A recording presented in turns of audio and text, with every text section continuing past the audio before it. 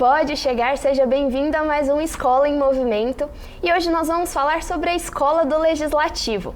Para essa conversa, estamos aqui com o professor Maurício Paranaguá. Ele que é branco do cabelo preto, está usando um blazer e uma calça social preta e uma blusa azul. Ele é coordenador da seção de Educação para a Cidadania. Estamos aqui também com Ernesto Lins. Ele é pardo do cabelo preto, está com uma blusa social rosa e uma calça branca e ele é chefe de seção administrativa. E meu nome é Letícia Carvalho, eu sou branca do cabelo preto, estou com um blazer branco, uma blusa cinza e uma calça laranja. Vamos começar a nossa conversa de hoje. A Escola do Legislativo, ela foi criada no dia 22 de junho de 2004, na gestão do então presidente Célio Silveira. Ernesto, conta pra gente como que foi esse início da Escola do Legislativo. Bom, o início da Escola do Legislativo, a gente precisa anteceder, voltar um pouco na história, porque as escolas do Legislativo, na verdade, elas foram criadas pela Constituição Federal por meio da Emenda 19, né, que alterou essa Constituição no artigo 39, né, especificamente no parágrafo 2º, em que ali se criou a exigência de que a Federação, o Estado e o Distrito Federal instituíssem suas escolas de governo. O propósito naquele momento, em 1998, era justamente dar os meios para que o serviço público pudesse qualificar, né, melhor os seus servidores e, por consequência, pudesse prestar melhores serviços públicos.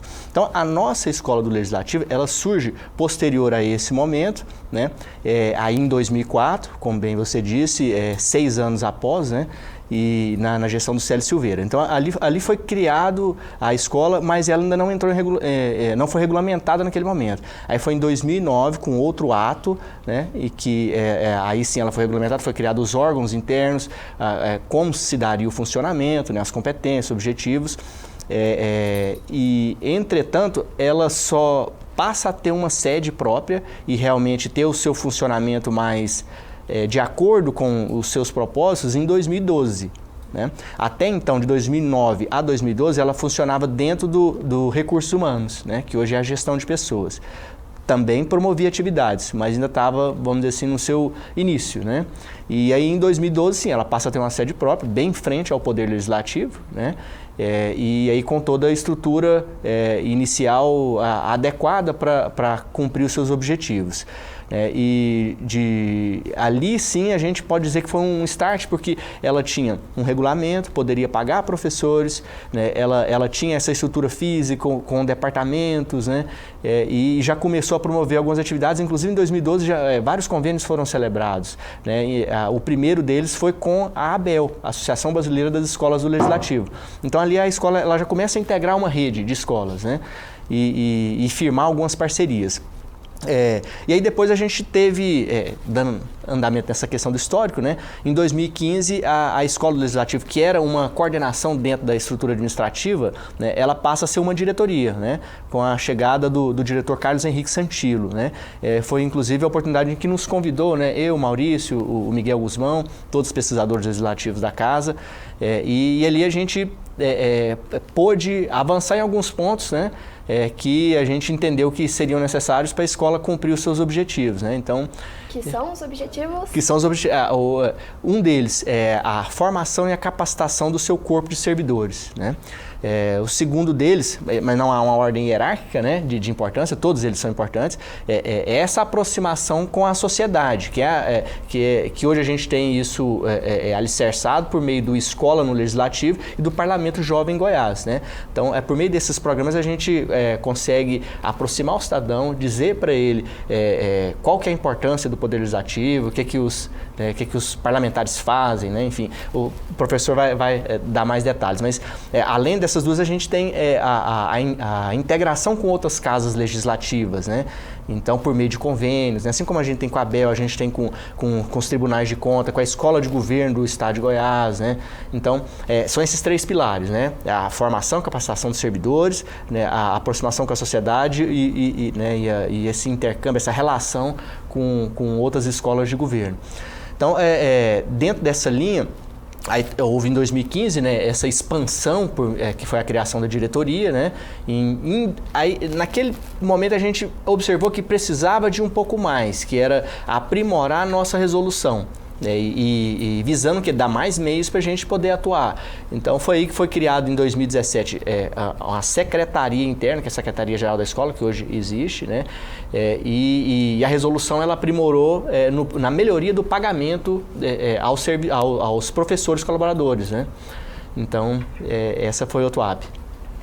Bom, e Maurício, o Ernesto citou, né, o projeto Escola no Legislativo. Conta pra gente como que é essa ação. Nossa, o projeto Escola Legislativo é a menina dos meus olhos. Ele consiste em proporcionar estudantes dos vários níveis de ensino fundamental 1, fundamental 2, ensino médio e ensino superior, para eles visitarem a Assembleia Legislativa.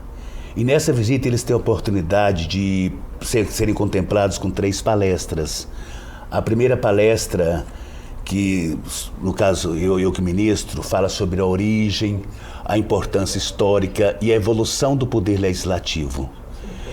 E ressaltando sempre que é o poder legislativo responsável pela construção, pela estruturação do Estado democrático de direito, uma vez que eles fazem as leis e essas leis refletem os interesses da sociedade. E nós sabemos que qualquer governo democrático, ele existe em função da sociedade, né? Então, o aluno chega, tem essa palestra, a primeira palestra sobre a importância e evolução histórica do Poder Legislativo. Uma segunda palestra, o aluno tem a oportunidade de conhecer as principais dependências da Assembleia Legislativa, principalmente o plenário, a galeria de fotos dos ex-presidentes, ou seja, a história pura. E no terceiro plano, o terceiro objetivo desse projeto, como o Ernesto bem colocou, é aproximar a sociedade do Poder Legislativo. Uma vez que é estranho falar, mas nem todos sabem a função, nem todos conhecem a interdependência entre os poderes, função do poder executivo, legislativo, judiciário. Não entendem essa interdependência e, ao mesmo tempo, essa autonomia entre um poder e outro. Isso a gente procura explicar numa terceira palestra, que geralmente é dada pelo professor Miguel Guzmão, ou por alguns procuradores da Assembleia Legislativa, doutor Murilo, doutor... Eles vêm e falam sobre o processo de elaboração das leis, mostrando ao aluno como é que é elaborada as leis e, principalmente, se essas leis realmente atendem os interesses populares. Então é muito interessante o nosso projeto. Bom, e para quem quiser participar, uma escola, faculdade, como que faz? Não é só nos telefonar para fazer inscrição. Uns 15 dias antes da visita, nós temos no calendário, estamos à disposição. O telefone é 3221-3378, na seção de Educação para a Cidadania. Por que Educação para a Cidadania? Nosso projeto procura formar cidadãos críticos, cidadãos conscientes, com capacidade de questionar, criticar, inclusive o próprio Poder Legislativo. Certo, e a Escola do Legislativo no semestre passado bateu um recorde de atividades, de inscrição, e a expectativa é que ela continue fazendo um trabalho cada vez mais amplo, inclusive, para chamar essa sociedade e capacitar os servidores.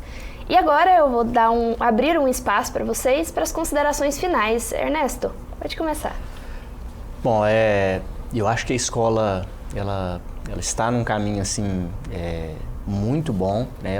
Se você pega essa história da escola, ela só vem melhorando no sentido de conseguir atingir os objetivos que estão propostos ali na resolução. Então, cada vez mais estruturado. Hoje a gente tem uma nova sede, né? Dentro da nova sede da Assembleia, e isso foi pensado junto com a seção de arquitetura na época. Então a gente tem uma biblioteca, tem um laboratório, você tem as salas de aula, enfim, você tem toda uma estrutura organizacional que dá condições para a escola. Então, não por acaso, como você disse, no semestre passado a gente bateu recordes, né? Foram 24 atividades de capacitação de servidores, 19 de educação para a cidadania. O Parlamento Jovem, agora no segundo semestre, já vai ter a sua primeira edição, né? Depois dessa repaginada. Os convênios também continuam só prosperando. Então, a perspectiva, eu acho que é muito grande e eu espero que, como servidor, como membro da escola, que ela continue só aprimorando, né, e melhorando nesse cumprimento dos objetivos. Maurício? Sim. É o projeto Escola do Legislativo, que eu volto a ressaltar, tem uma importância fundamental na formação de cidadania. E nós estamos abertos, a casa está aberta para receber os alunos de todos os níveis. A procura tem aumentado bastante, isso reflete a seriedade do trabalho que é desenvolvido. Várias escolas já agendando, escolas do interior, prefeitos, deputados, fazendo questão de participar, trazendo alunos, estudantes de suas bases eleitorais. Ou seja, a perspectiva é de crescimento. Certo, muito obrigada pela participação de vocês aqui. Muito obrigada a você que nos acompanhou até aqui. Para continuar nos acompanhando, é só nos seguir nas nossas redes sociais. Até o próximo Escola em Movimento.